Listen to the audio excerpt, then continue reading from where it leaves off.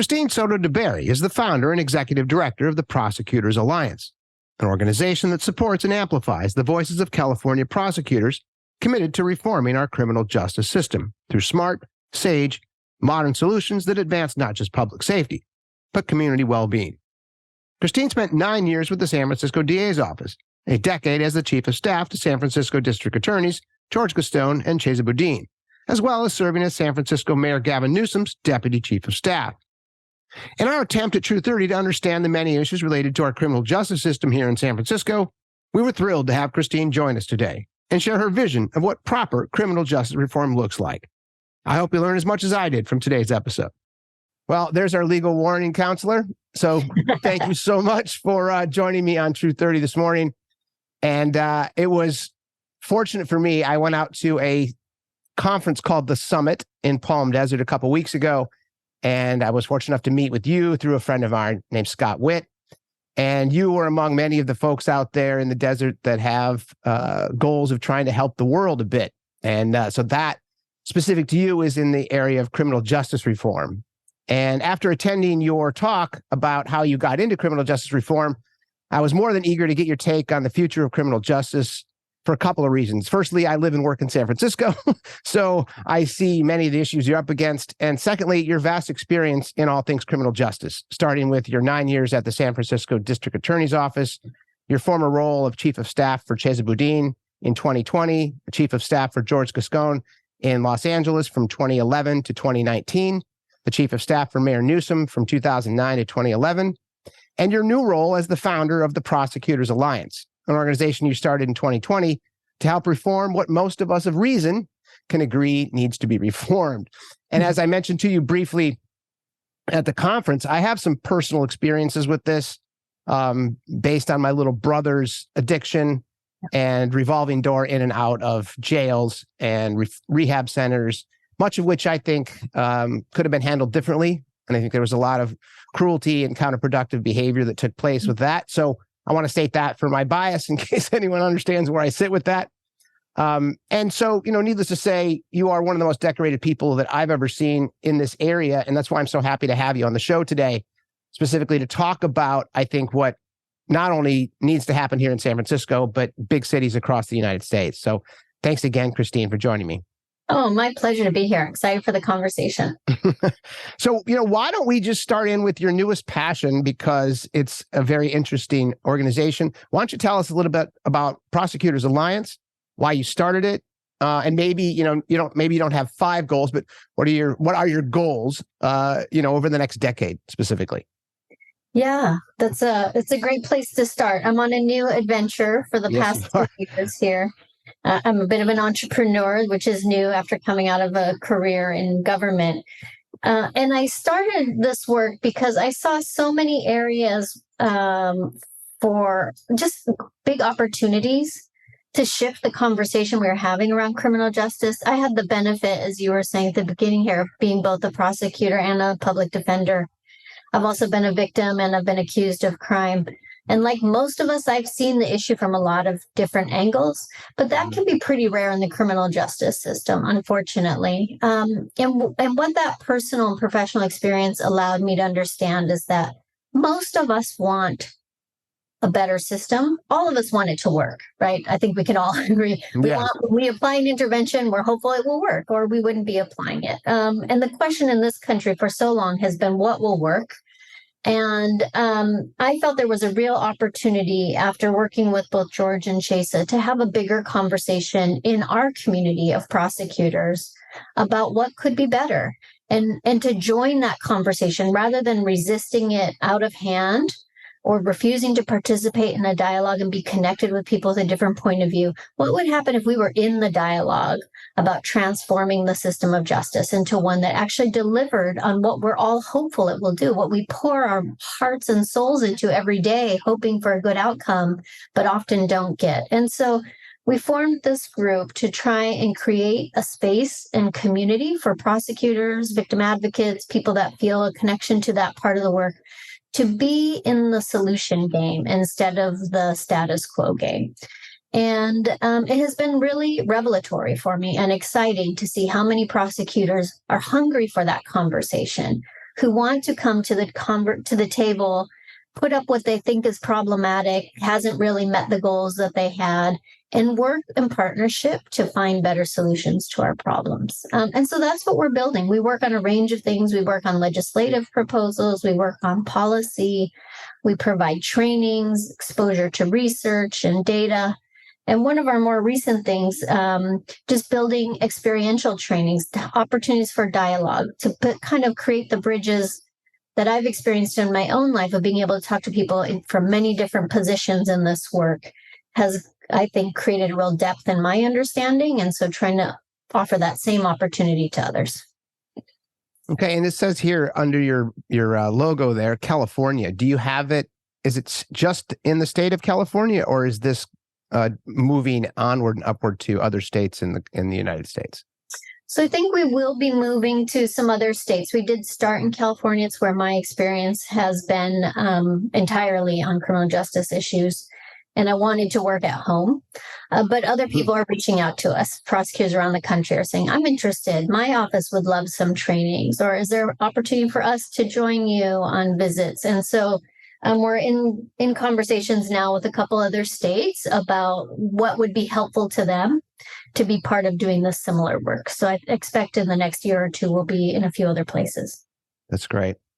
So, a phrase that's bandied about quite often specific to criminal justice reform is reformative justice. Is that part of what you guys are lobbying for? Or how does that kind of play into what you guys are doing? Yeah, so I think there are a lot of labels, some that are specific to approaches, some that are specific to a kind of program. We have been less dogmatic about that, and more, we've taken kind of a broader approach, which this would fall under, of talking about healing as the goal of our approach. And I think for a long time, the orientation has been around punishment and consequences for bad behavior, which we understand. We all have that instinct in us. The challenge with that and the limitation of that is it doesn't change behavior. And so what we're looking for is what will interrupt the individual's either self-destructive or outwardly destructive behavior effectively, right? Not in the way that we feel it should, but in the way that will actually change behavior. And so the thing we have learned from the work we've all done and the research that we see is that healing really is the place that comes from. And so having a system that's more focused on both individual healing, but having systems in place that help individuals achieve that healing is critical to finding a new pathway. And restorative justice is very much grounded in that, that belief. What's beautiful about restorative justice, and though it isn't broadly yet accepted, to me is a real opportunity for prosecutors, is that the premise of restorative justice is that we center the victim, and we center what harm has happened to the victim, and all of the solutions come from that place. That is very consistent with a prosecutor's point of view on the work, is thinking about somebody was harmed here in a way they shouldn't have been, and I want to respond in their defense. And so restorative justice can be a really beautiful on-ramp for people to that conversation. The challenge there is understanding that a lot of what we do in the name of a victim often is not all that empowering or healing or helpful to them. And that can be a really hard reality to understand, particularly when you have, been very diligent about your work and tried so hard, but with limited tools to achieve that result. But the beautiful thing about restorative justice, and really, for folks listening, what you do is a survivor of a crime will tell you, here's how I was hurt, and here's what will help me. Here's what can repair that harm, put me as close to I was before that harm as possible. And they get to drive a conversation with the person that harmed them, and they can set the conditions for how that happens, all the way from like who's in the room, who speaks first, how long they can speak, to the most important part about what that person should do to make amends. So I can give you an example of a less serious case I had in San Francisco. We did this where we wouldn't have the victims always come in, but they could write a letter. So we had a graffiti case, and the store owner, called the police. The police came, we offered an opportunity for a restorative solution to that. And so the store owner said, my wall has been graffitied every other day for the last 6 months. It costs me X $100 to paint it every single time. It discourages customers, and listed out all of the ways this was very damaging to him and his livelihood. And the panel of neighborhood adjudicators that we had trained then shared that letter with the person that was arrested. He said, yes, I did do that. I'm an artist, and I feel like this is my neighborhood. I grew up here, and it's my way of marking where I live and sharing my contributions. I hadn't thought about what it was doing to his business or the cost involved in that. And what the store owner asked for was an apology and then assistance with painting the wall. And what the adjudicators asked for was that the individual also provide some volunteer hours at a mural project in the city. Oh, cool. And so they wanted to provide him a positive outlet for what he thought he was contributing. There is a place for that. Let's find the right vehicle and manner for you to do that. So that's the kinds of things you can achieve with restorative justice that really in our more traditional approach, you don't get to, right? In our approach, it's like we put you on probation, we have you do community service at something disconnected from what brought you there. So a lot less relevance and substance on both sides of that when we go through the courtroom. Okay, so help me with this, because I didn't even think this was a possibility. To your point, it's a pretty benign case, right? It's graffiti, it's no big deal. But let's say that you were mugged or beat up, and then robbed, as an example. Would you actually take the victim and the assailant and put them in the same room? And if they wanted to do this, and then sit down and talk and say, here's what happened to me. Here's how I feel like you have violated me. I'm traumatized. I have nightmares. Does that take place in a central location, or is it over Zoom, or is it, to your point, could they just share it in a letter? Just kind of help me and the listeners understand what that means, because this is very new to me. Yeah, it could look any of those ways. We did have a program like that in San Francisco for juvenile cases. And it was things as serious as robbery or assaults. It was only allowed where the victim agreed that they were comfortable with that outcome. Mm-hmm. That was a really important part of it, as we talked about the premise of restorative justice. And the great thing about it is there's a lot of work that happens before that conversation. So somebody is working with the victim, by him or herself, and somebody's working with the person who caused harm by him or herself to get everybody ready to have a productive dialogue. So it's not as if just like, here you are, two people try and work it out, right? There's a lot of facilitation that happens before the dialogue. But we have done that with great success on juvenile cases. So we had a randomized control trial for this program in San Francisco. So some people were given the option of a restorative response to what they did, and some people were sent through a traditional court process. And we studied it for several years. And what we found was about a 40% reduction in reoffending rates by the young people that were given the restorative intervention versus going through court. It makes perfect sense to me why that is, because it is much realer to stand in front of the person you hurt and hear them say, just as you said, I'm having nightmares. I can't sleep at night. I've triple locked my door. I still don't feel safe. And it's because you ran up behind me and hit me on the head. And I want to understand why you did that. Why did you choose me? What was it about that day, or what was happening? And there's an opportunity to hear directly from the person that hurt them what that was. They could say something like, oh, I was targeting you. I thought about, you seemed like somebody I could overpower, or you just happened to be the person that walked by me at the moment that I realized I needed money to do whatever XYZ. But getting that unfiltered, unmediated dialogue is incredibly transformational for both people in the conversation. Obviously, from my point of view, the great benefit of we don't have another victim because we have 40% less likelihood of that happening. That's a huge victory for all of us. But another great thing is victims are more satisfied with this approach. Because the truth of what we do in a courtroom is we talk for the victim too. Yeah. We tell the victim, sit down in the audience, we're going to represent you. And then we do all of the talking, and they come to court if they choose, but they don't have a role in what happens. They don't get to design the process of what is said and what they hear and how the judge decides to respond. It's very out of their hands. And so the benefit of a restorative process is the victim has a lot more control over what that looks like, and has agency and gets an experience of empowerment around a thing that was very disempowering. That's great. Addition to that, and I haven't dug too deeply into this, but there's a University of San Francisco professor, I think Laura Bazelon, who talked specifically about, and it's a statistic that was startling for me, is that 90% of victims, when asked to sit down and do this, choose the restorative justice program.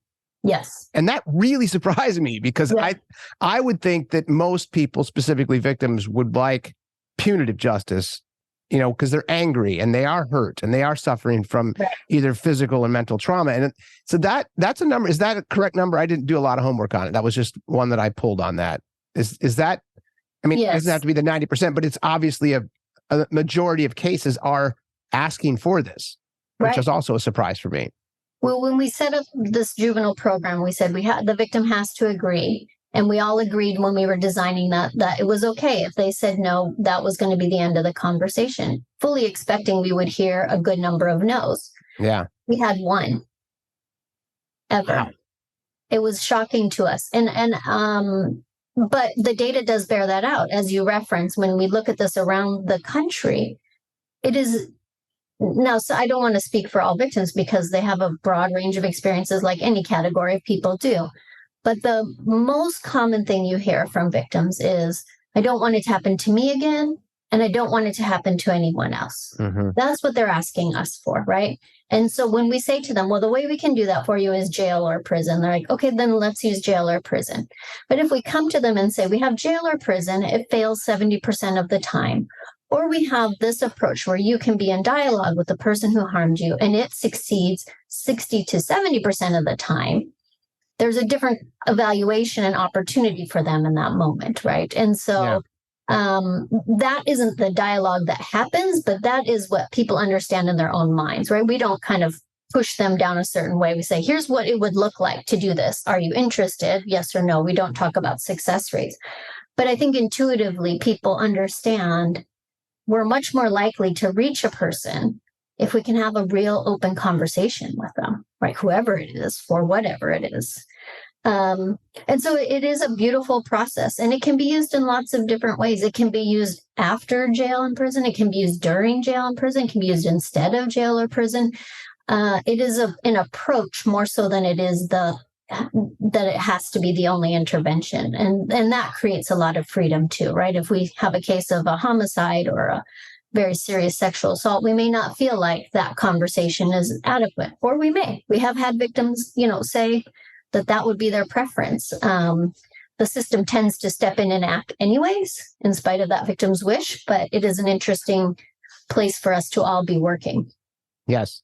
And so one thing that struck me immediately with the story is that I didn't think, and this is on a narrative out there today, specifically in San Francisco, is that the police are not arresting people for misdemeanors at the same level they once did. So are people being arrested for graffiti actually booked and put into jail, or is it just fined and then they deal with this? That's my first question.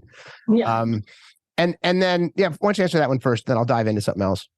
Because that is part of what's going on out here in the narrative, is that we don't punish criminals anymore. Right. So arrest rates are down. They're down in San Francisco. They're down around the country. They have been on a downward trajectory for years. We can speculate about what that is. Can be national trends, can be local trends. There's a lot of things. I won't try to be the only person that answers that. But what we can say unequivocally is arrest rates are down. Now, that does not mean nobody's getting arrested. It means we're arresting a lot fewer people. In San Francisco, the clearance rate, which is the rate at which you say, this is the crime that happened, this is the person we associated with, therefore we can clear that case. The clearance rate is single digits. It's under 10%, maybe about 8% now. It's been as low as 6%.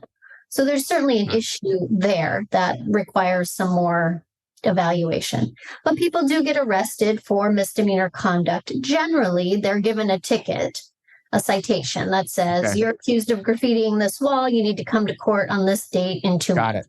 Okay. So it's not that it's rare that they're going to jail for that in the moment, unless they have other crimes or they have other issues going on. Great. So that leads me to the next question, which is progressive prosecutors, right? You see that a lot in literature specific to this. And then depending on what you read, it kind of, the movement began in 2014. Is that correct? Kind of where you see, and the people that listed in the articles are people that you've worked for, George Gascon, Chesa Boudin, Larry Krasner in Philly, Alvin Bragg in Manhattan, Eric Gonzalez in Brooklyn. All of these DAs are, and I don't want to speak, you know a lot more about this than I do, are they kind of all working around the same ideology, specifically restorative justice, bringing the victims in at the central point and saying, hey, we want you to help us with your specific crime, and we think then we can move forward based on what you talked about with recidivism of 40% less. These are all good things. Right. Is that a collective within the progressive prosecutor name, or what is going on with that group of men and women that I just mentioned? Because they're all mentioned in the same literature that I read everywhere. Right. There's not one unifying ideology. It'd be like saying, oh, all Democrats think XYZ, right? Maybe that's some core, or all Republicans, Yeah, good point. Right. So it's a large enough group that there's not unanimity of viewpoint, but I would say that there's a dissatisfaction with the failures of our approach and a commitment to try and find better solutions. I think they all hold that belief.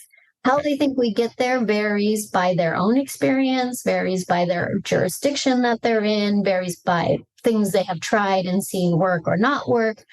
So you see a lot of variation once you dive down into those layers. But what I think is commendable, and a thing that I hope we encourage more of as voters and residents, is that we want leaders who are dissatisfied with failure, right? Yeah.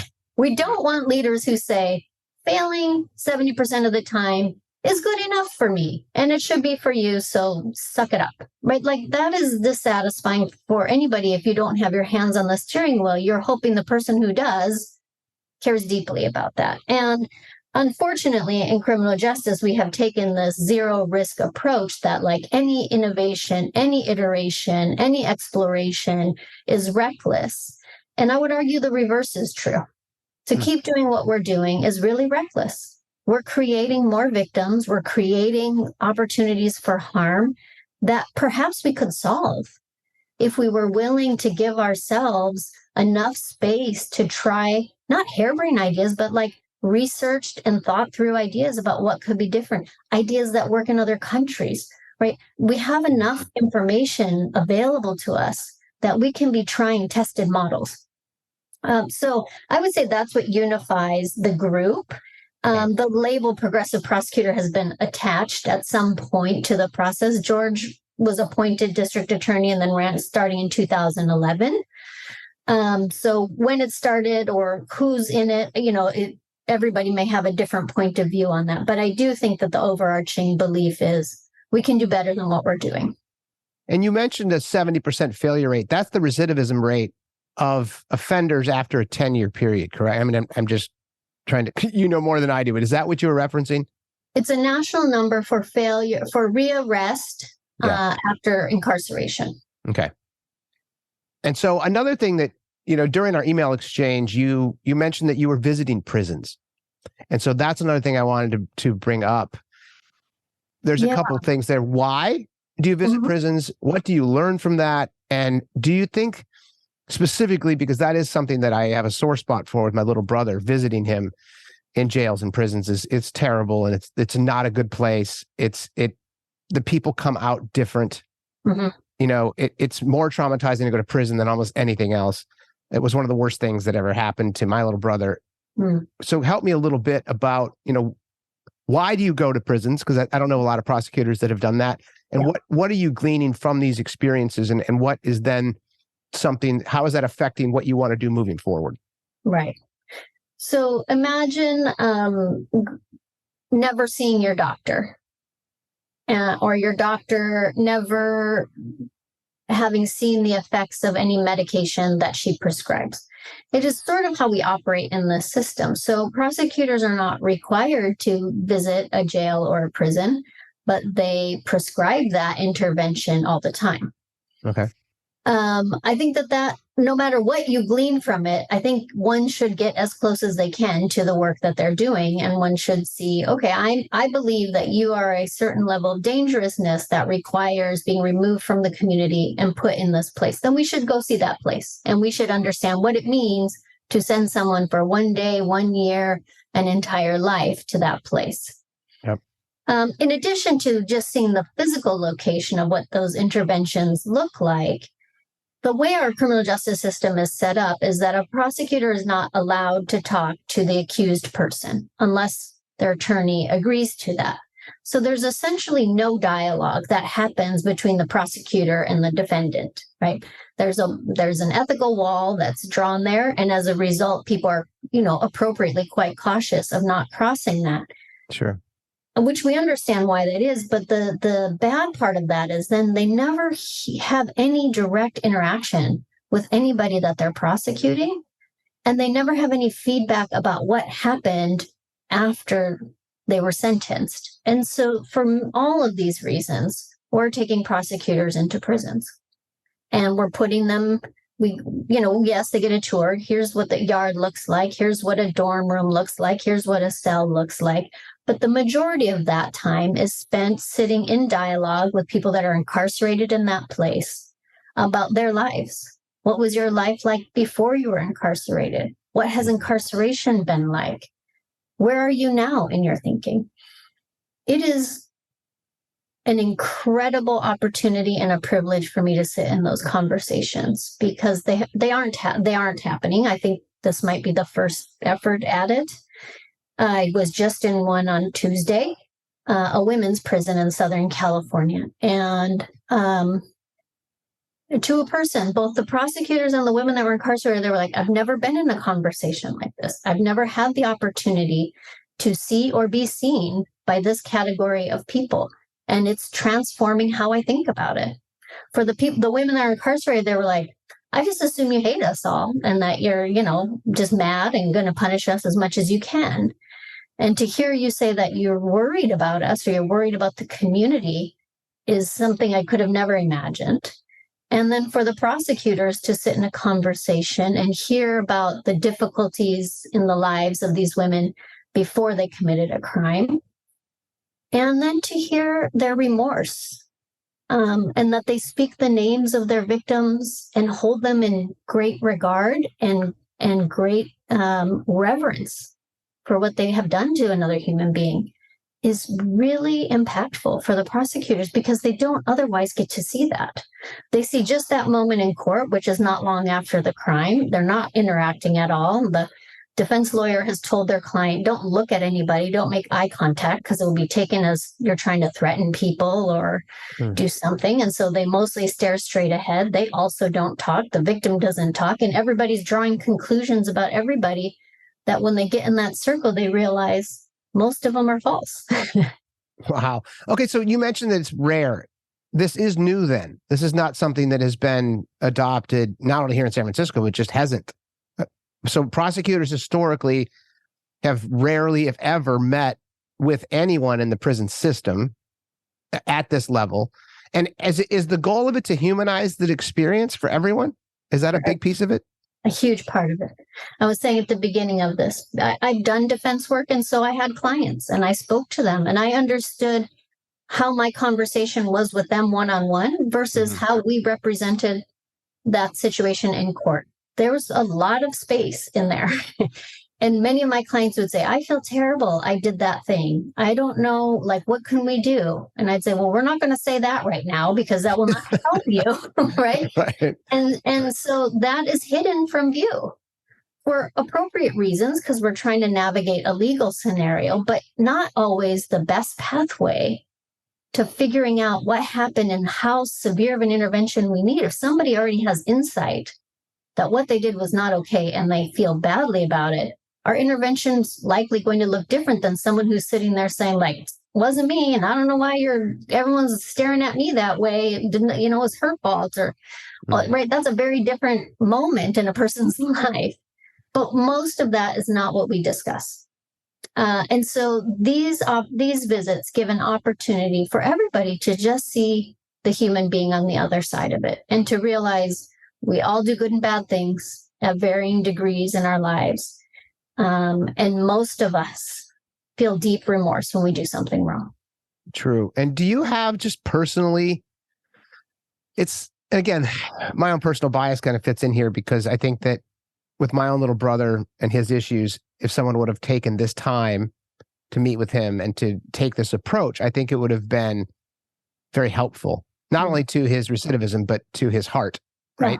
Yeah. And so all of that said, where's a limit for you as a prosecutor, historically and otherwise? Because obviously there are people that are just not going to be reformed, right? And they continue. So if you see, there's some crime statistics that a lot of the people in jail have 6, 7, 8, 9 different offenses before they are put in jail or prison for a prolonged period, and they deserve to be there, right? That's part of that narrative. Where do you sit as someone who has decades of experience in this? Are there people that you just, we can't help this person. We just can't. They need to be put behind bars because they're just going to continue to hurt other people. I mean, does that ever happen to you? Do you get to the point where you're like, I've had it with this person, or anyone who, Yeah, I think about it a little differently, but I understand what's driving that question. I would say there's a very small percentage, single-digit percentage of people who are like psychologically uninterested in reforming their behavior. That's a very rare person. That is an exceptionally rare person. There are a lot of people, most, who are so hurt they're having trouble getting through what they do versus what has happened to them versus making impulsive decisions. There's most people that we're dealing with are living in that space. They're not making good choices. They're hurting themselves. They're hurting other people. And we have to figure out how to intervene in that cycle. That can look a lot of different ways. That can look like, we just need to get your attention. You having been arrested, we got your attention. You getting arrested didn't get your attention. Okay, right? And so we have to be able to iterate there. And we have to be responsive to the individual in front of us and their circumstances, instead of this crime warrants this response, because there are a whole range of people committing that kind of crime, and they require different levels of response. The group that we were just sitting down with in this prison are all serving life sentences. Every single one of the women. Wow. I would have, if you asked me to evaluate their cases on what I know there, I don't have their files, but the vast majority could be released. If you look at the evaluations that the prison system in California does, the staff that run the prisons, they will tell you most people that are in the facilities are rated as a low risk to reoffend. So and yet they're there forever. And they're there for the rest of their lives. Oof. Well, see, I mean, that seems problematic on a couple of fronts. One of which is it's very expensive. Yes. And the other, I think it was Alvin Bragg that talked about a 20-year maximum in New York City. And for that, is it that for that reason? Because I think that, there is and let me just say this, the rehabilitation piece of the restorative justice piece sounds wonderful. And I think that because of the 70% recidivism rate, it makes sense to think that way. You talked about the Prosecutors Alliance specific to legislative reform and macro initiatives. How best do you see your role in helping to clean up prisons? Because I've never read anything good about prisons. Just haven't. It's just so bad once you get in there. And even jails, Rikers Island obviously had just numerous, horrible after horrible story. But what are you guys doing on that front? What can be, even for us lay people, what is something that can be a demonstrable improvement specific to prisons that can be done relatively soon, legislatively? Yeah. So this is a great question. So Norway used to have prisons very much like U.S. prisons. Yeah. And they had a recidivism rate very much like the US recidivism rate, above 70%. And they spent about 2 decades transforming their system. They had a very, as we know prisons now, as you see on TV, right? There's barbed wire fences and steel gates and guns and concrete and the whole thing. And they were dissatisfied with the failure rate of that system and started trying to figure out how could they do it differently. They still have prisons, but they don't look anything like a US prison. The men or women that are there, it's more like a halfway house, what we would understand as a halfway house, where it's like you're there at night, you sleep there, but during the day you're out working, you're earning a living. You may start working at the prison, but then earn up the trust to be out in the community with a day job. You come back. Part of your earnings are set to pay for your housing in the prison, and part of your earnings are set aside so that you have a savings account when you get released and are able to use that to get yourself off on the right foot. They have reduced their recidivism rate through that and the amount of programming they do and all of these efforts they've made toward changing their prison system. Their recidivism rate now is 20%, under 20%. And that's Arne Nielsen, isn't it? Isn't that the governor of the prison governor of Norway? I think I read about this guy and I was like, wow, that's impressive. And I think, I didn't read about him. I watched him on a TED Talk. And he talked specifically about that and said that, and it's funny because in many other debates that I've had with folks specific to, Scandinavian countries, it's like, well, it's homogenized and they're all the same. And it's, we have this heterodox, massive, 330 million people. It's kind of hard to compare. But I think specifically on prisons, I think there's, to your earlier point, there's a lot we can learn from other countries to how they're treating people more humanely and education. And I think the education is big. And these numbers all kind of get gelled together in my little brain because I do too much homework before I come and talk to people like yourself. But the idea there is that once you actually attain an education, specifically a college degree, the recidivism rates are even lower. Yes. They're in the single digits because once you've actually gone out, got an education and figured yourself out.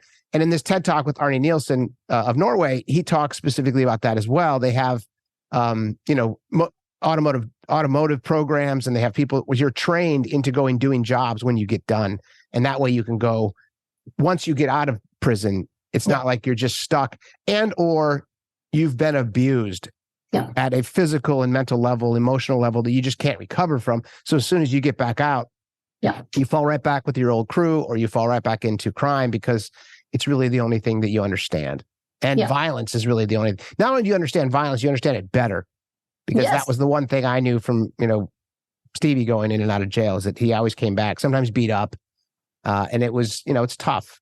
It's tough for them. They get worse when they go in. And that obviously is a big piece of the restorative, or actually just the reform in general, is that has to change. Yeah. You almost couldn't devise a worse solution. Yeah. Right. To say, like, we don't want you to be violent and impulsive. So what we're going to do is remove you from the positive things in your life, your mother, your brother, your best friend from childhood. We're going to cut you off from all of that. We're going to put you in a place where you have limited movement with a whole group of other people who have the exact same problem as you. And we're not going to provide any guidance on how to do things differently. We're going to lock you into a room or a cage. And then at a point, we're going to open the door and say, go back and do better. Right. And now you cannot seek employment at almost any any employment. You can't get housing. Right. If you look at the number of people that are unhoused in California with criminal convictions, it's astounding. I bet. We're exacerbating the problem. We're not solving it with this solution.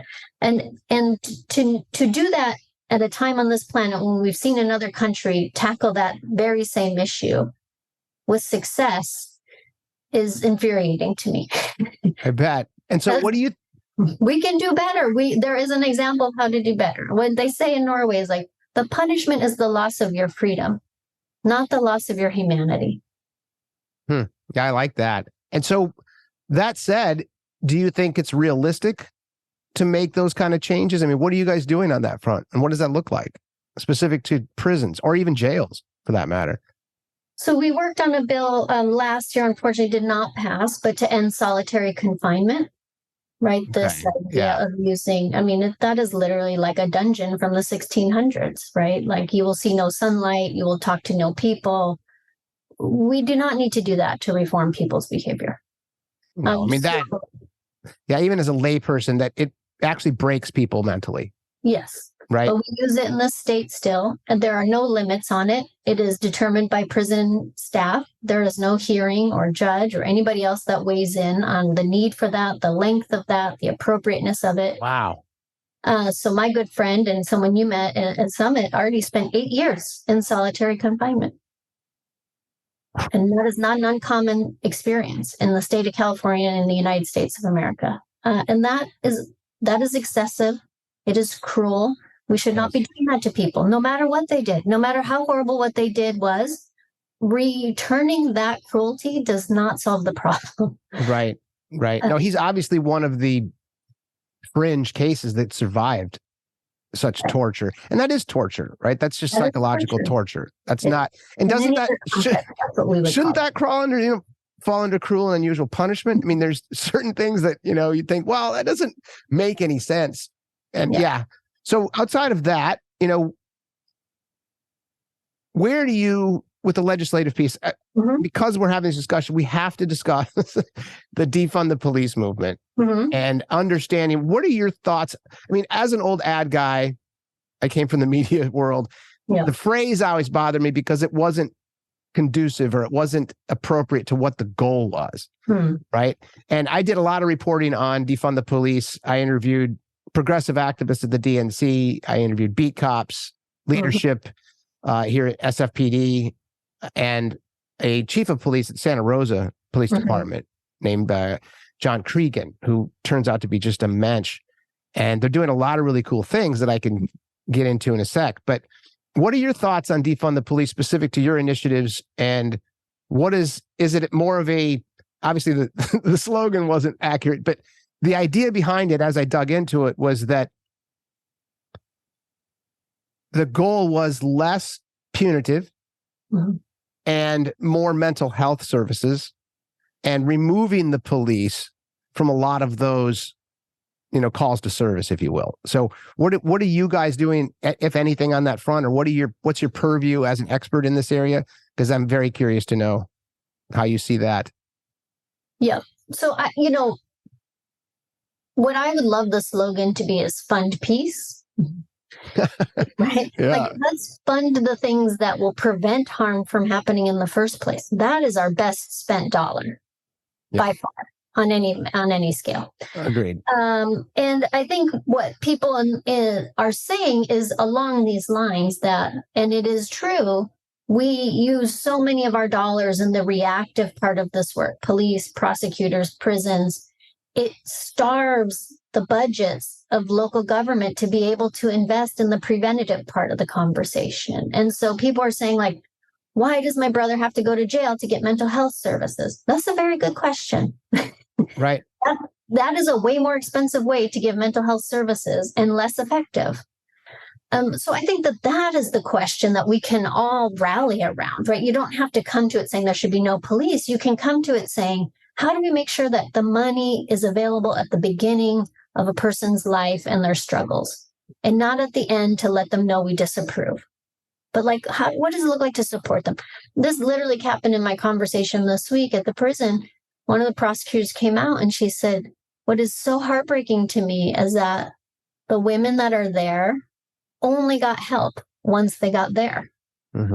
And that there wasn't, and they've had to, many of them have been 20, 30, and 40 years in that prison before they got the opportunity to do the work that they're doing now. But had they gotten the help earlier when they were being victimized by members of their own family or, in dangerous situations, maybe we would have avoided them being in prison. We certainly would have avoided somebody losing their life.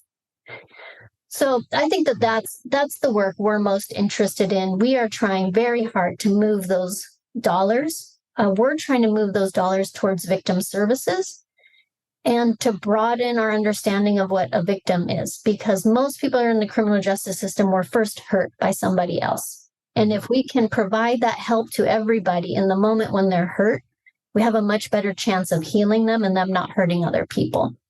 So that, I think, is the way we're looking at that question is, how is it that we can move those dollars to their highest and best use? Nobody wants to pay more taxes.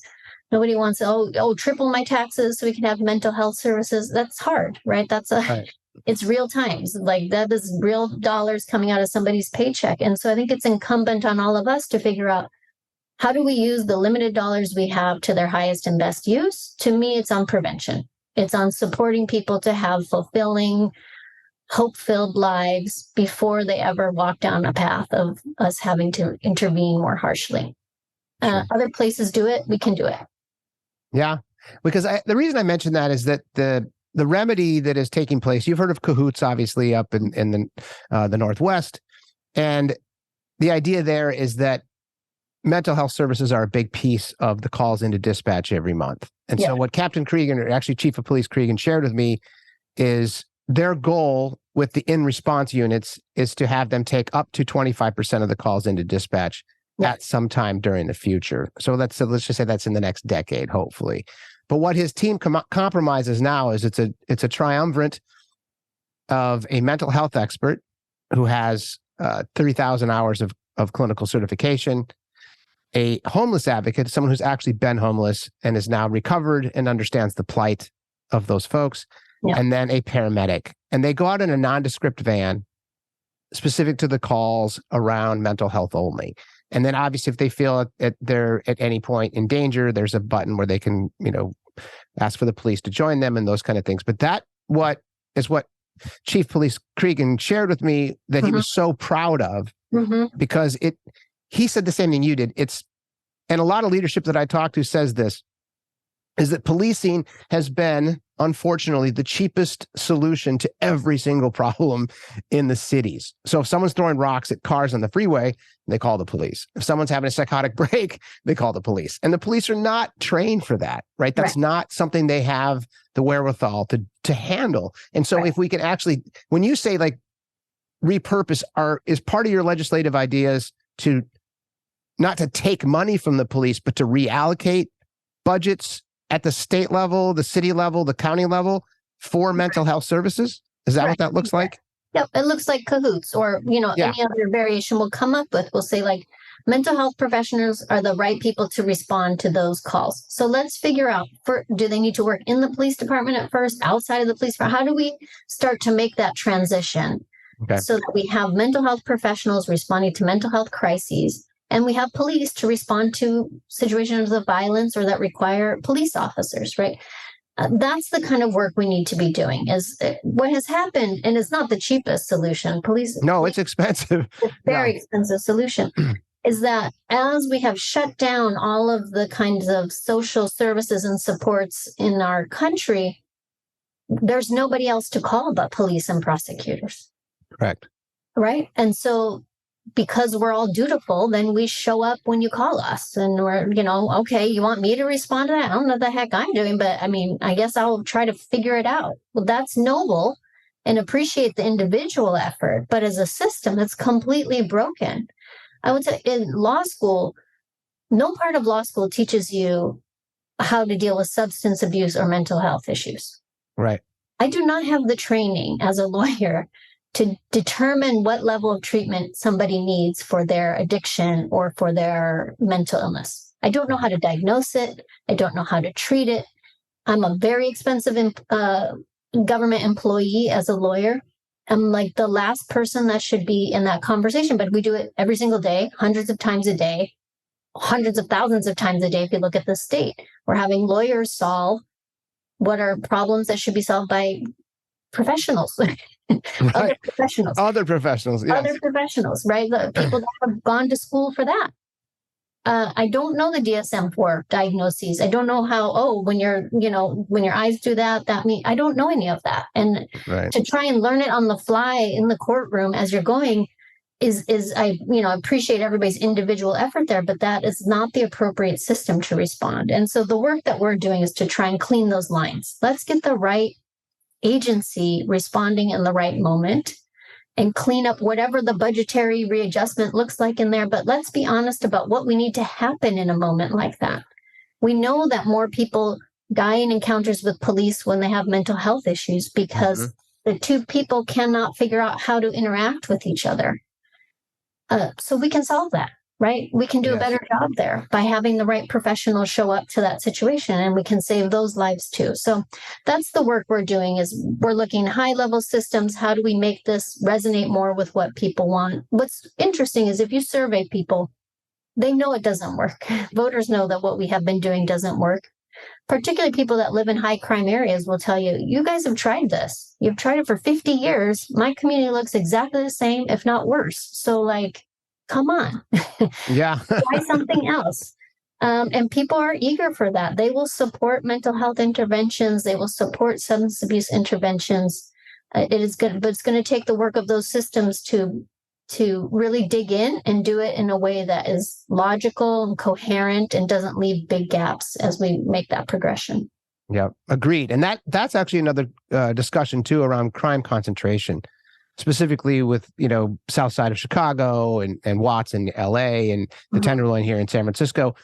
What are you guys doing, or what are your beliefs anyway on the crime concentration issue? Because that is something that I see as an issue. It's the broken windows theory, in the sense that if you have more police present, front and center, visible, that crime does actually diminish.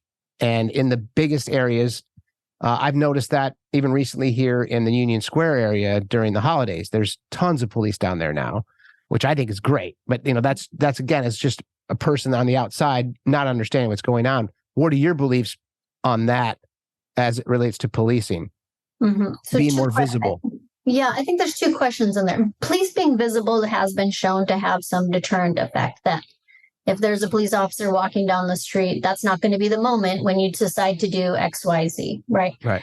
So there is value in that. Police presence does not solve problems like generational poverty, lack of an education, lack of housing. And so when we talk about an area of a town, any town we all live in, there's a side where there's people that don't have money and don't have resources. The solutions to those problems are not police. The solutions to those problems are investment in what makes for a safe community. We know safe communities because we live in them. We have well-lit streets. We have good public schools. We have ample employment. We have access to healthy food. We have clean air. We have an absence, right? That creates an absence of crime. It creates opportunity for flourishing lives. So those are the things that we need to invest in communities that have not had that investment.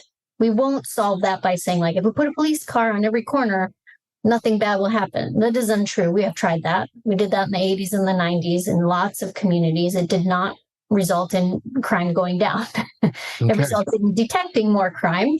But it did not result in crime going down. So I think the thing about police presence is it can help in situations where you're like, it just is going to be an extra little nudge to everybody stay on the right side of the conversation.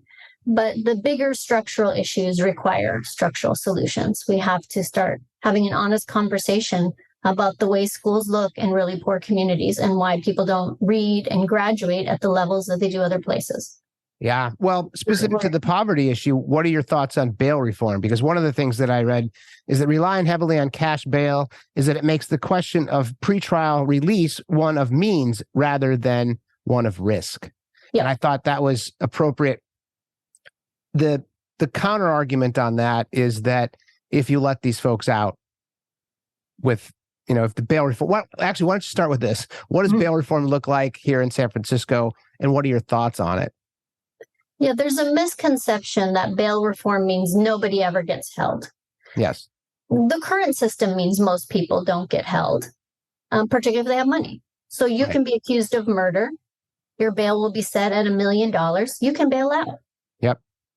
You may murder again during that. I don't know. But that's a question for us. You seem relatively dangerous to us in that moment. We don't know why you killed somebody, if you killed somebody. We have a lot of questions in that moment. But because you have money, we've decided, well, you must not be that dangerous. Well, that's absurd. What does wealth have to do with how dangerous you are? All of us, when you hear that, you think that's stupid. There's no correlation between your economics and your dangerousness. But that is how our current system is set up. And so the conversation around bail reform is not saying let's release everybody. What it's saying is let's decide who gets released based on how dangerous we think they are. And let's use some science and data to figure that out instead of the size of their wallet. Yeah. So what bail reform is saying is Learn who tends to commit a new offense once they get released. Look at their prior record. Have they been violent repeatedly? Is it getting worse? Or are they somebody that's like made a mistake, stepped over a line, and we can give them a chance to be in the community and they'll come back to court and we'll resolve the issue.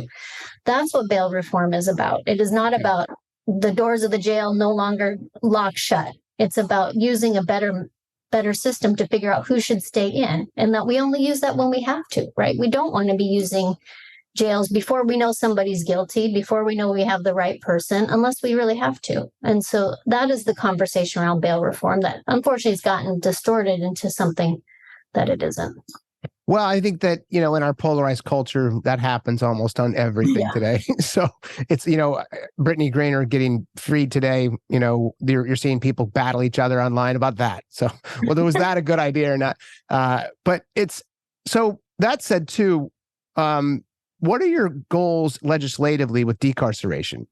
So what does that look like for you? Or do you guys have goals? What are the percentages of people in state prison and county jails that are nonviolent offenders that really shouldn't be there, as one question? And then what are your goals specifically as an alliance to get more people out of prison that don't need to be there, or don't need to be there as long, maybe? Yeah. So in state prisons, it is a relatively low number in California that are there on a nonviolent offense. But what we say is violent varies person to person. There is a penal code definition for that some of us would say, oh, that covers everything. Others of us would say that's too broad or that's too narrow. So the question we need to be having in California really is, if we're interested in reducing prison populations, is when is enough time? If somebody has rehabilitated, how are we going to figure out how to release them home? How are we going to release them home in a way that helps them succeed instead of challenges them to fail? Right. And looking at that. So some of the ways that we have weighed in is around ending the death penalty. We have not quite done that yet in the state of California. That to us feels an important place to speak, that killing people shouldn't be our response to killing people. It just is, right. It's hard to hold your moral ground when you conduct the very act that you despise. The other big issue that we're weighing in on, and the California Supreme Court is going to hear this question, is whether we should continue to have 3 strikes in California. So we passed that as voters back in 1994, and then we amended it slightly a few years ago. But it has been single-handedly the thing that has exploded the prison population in California. And so the question before the Supreme Court is, the way the ballot measure was written is, prosecutors shall allege it every single time it exists. That means, before we amended some of it, but that meant when somebody steals a pizza from the delivery person, then that's their third strike. One. Then or 3. Yeah. If that's their third one, then we pursue 25 to life for that, right? And we just to help out us people that don't. That was the issue around 3 strikes and you're out.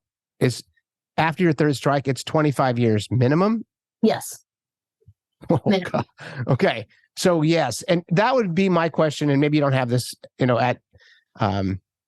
at the immediate grasp, but is how many people are in prison based on that initiative 25 years ago? Do you have any idea? I mean, is it 10%? Is it 20% of the state population? Because that seems like a draconian law, from my basic understanding of it. And what was the amendment that just took place? How did it attempt to change that? Yeah, I don't have the exact numbers, but I will tell you between second strikes and third strikes, it's the majority of the prison population right now. Wow.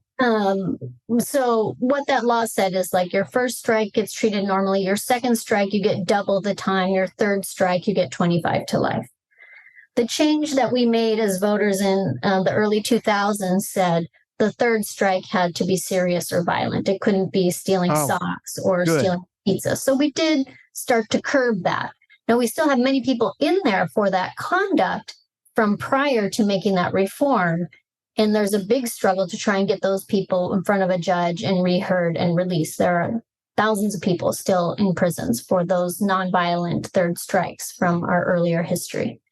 The question now is, should we trust prosecutors to not always allege that, right? DA Gascon in LA has said, I don't want to allege that every single time it's possible, because there are some people I don't believe need a 25 to life sentence to get better. And so the Supreme Court is going to hear that question. We don't know when, but it is before them. And we're working on that to try and urge them to leave that discretion in place and try to create space for more tailored sentences that are individual to the person and their conduct, instead of just broad sweeping political statements. Well, that's good news, because that was a law that I think is a bit shocking, specifically the pizza, or some, if you stole a bike. Horrible examples. Yeah. Yeah. And then now you're in prison for 25 years, because that person will never be the same. Yeah. And even if they do get out, they will historically come back and commit more crimes. So, well, those are all amazing things. And is there anything else you want to share with us that you guys are doing at the legislative or macro level at Prosecutors Alliance that you think is very important, specific to this restorative justice, at least at a broad canopy, that you'd want to share? We're working on our proposals for the next legislative session that starts in January. So nothing to share there, but just to say that we're really we're thinking critically about the problems and trying to weigh in where we think a law enforcement voice can be helpful to legislators or to members of the public in understanding an issue, and trying to be really honest and balanced about what we see. Where we see room for improvement, where we think there's a better way forward, and try to put those on the table for the conversation. Most people don't spend their days working in this system. Right. They're in marketing, they're in logistics, they're in real estate, and to try and develop enough mastery of this subject area to be an informed voter or weigh in on the local politics can be a real challenge. And so try to be a resource to people in that conversation who are dissatisfied and think we can do something better that hopefully is more humane, more racially just. We want to be a resource in that space. Well, I wish you so much luck, Cristine Soto Deberry. I appreciate your time, because as I mentioned briefly when we hung out in the desert, it's people like you that we need to work on this, because it is a massive problem. It permeates our culture, permeates our budgets, our collective mental health, and obviously all the things that we're experiencing from most of the major cities right now. It does need reform. So I wish you as much luck as humanly possible in everything you're doing at the Prosecutors Alliance. And again, thank you for your time, because I know you're super busy. Thank you so much. My pleasure. It was really nice chatting with you. All right. Cheers.